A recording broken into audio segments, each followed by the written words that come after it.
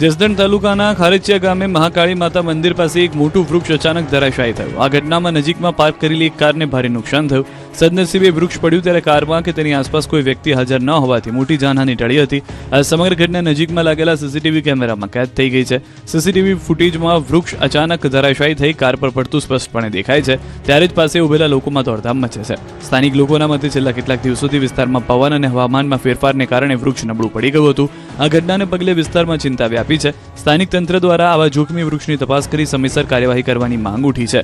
જો આ ઘટના થોડી ક્ષણો પહેલા કે પછી બની હોત તો મોટી દુર્ઘટના સર્જાઈ શકી હોત. વડોદરાના વડસરમાં ચોર બન્યા બેફામ, 5 ચોર એક સાથે મકાનમાં ઘૂસ્યા. વડોદરા શહેરમાં ચોર બેફામ બન્યા છે. પહેલા તો એકલ દુકલ ચોર ચોરી કરવા આવતા હતા, હવે તો ટોળકી બનાવીને ચોરી કરવા લોકો ત્રાટકી રહ્યા છે. વડોદરા શહેરના વડસર વિસ્તારના ન્યૂ માંજલપુર રોડ પર શુભ એન્કલેવ ડી ટાવરના 2 મકાનોમાં ચોરોએ ચોરીને અંજામ આપ્યો.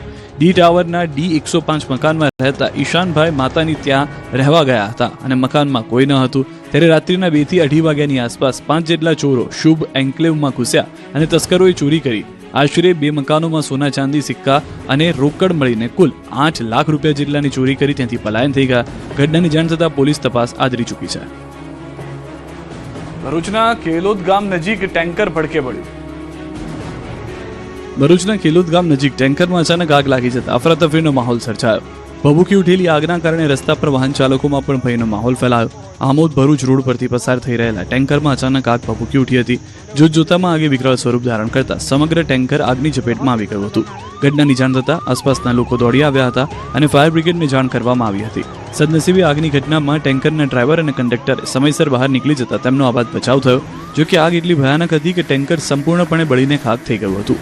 ફાયર બ્રિગેડની ટીમે સ્થળ પર પહોંચી ભારે જહેમત બાદ આગ ઉપર કાબુ મેળવ્યો. આગ લાગવાના ચોક્કસ કારણો અંગે હજુ સુધી કોઈ સત્તાવાર માહિતી આવી નથી. ઘટનાને પગલે થોડા સમય માટે માર્ગ પર ટ્રાફિકની સમસ્યા સર્જાઈ હતી.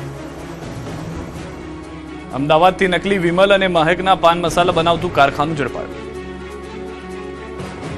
અમદાવાદના ઓઢવ વિસ્તારમાંથી નકલી ગુટખા બનાવવાનું કારખાનું પકડાયું છે. પોલીસે દરોડા પાડીને નામચીન બ્રાન્ડના પાન મસાલાનું ડુપ્લિકેટ પેકિંગ કરતા ગેરકાયદે કારખાનાનો પર્દાફાશ કર્યો છે.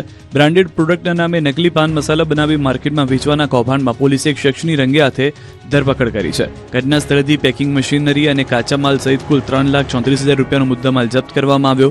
ઓઢવના સેન્ટ્રલ વર્કશોપ રોડ પર ભરવાડવાસની બાજુમાં આવેલા વિજય એસ્ટેટના પ્લોટ નંબર 20 ના બીજા માળે આવેલા શેડમાં ગોમતીપુર વિસ્તારની રહેવાસી શબ્બીર અલી સરાફત અલી શેખ ઇલેક્ટ્રિક મશીનરીનો ઉપયોગ કરીને બ્રાન્ડેડ પાન મસાલાના ડુપ્લિકેટ પાઉચ તૈયાર કરતો હતો. આ ડુપ્લિકેટ પડીકીઓ પેક કરીને સુરત, વડોદરા, રાજસ્થાનમાં સપ્લાય કરતો.